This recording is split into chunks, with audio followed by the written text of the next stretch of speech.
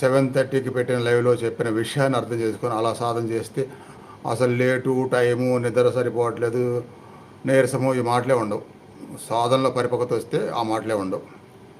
ఉదాహరణకి ధ్యానంలో లాగానే మామూలప్పుడు కూడా శ్వాసతో పాటు శరీరంలో ఎలా మనం శక్తిని శ్వాసతో పాటు ఎలా శక్తిని భావనా శక్తి పొందవచ్చు అనేది ఈరోజు 7:30 లైవ్లో నేర్పించాను కదా.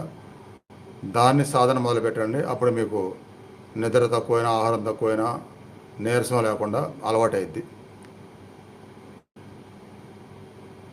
ధ్యాన సాధన, దైవ సాధన యొక్క ఉద్దేశం అదే. మామూలు మనుషుల్లాగా కాకుండా డిఫరెంట్గా శక్తివంతంగా మారిపోవాలి. అది లేనప్పుడు ఇంకా సాధనలు ఎందుకు?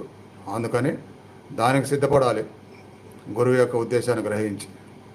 నా కోసం నేను లేట్ చేయట్లేదు కదా, అందరి కోసమే కదా, అందరికీ సమాధానాలు ఇస్తూ అనే లెవెల్ సంతృప్తిగా సాగాలనే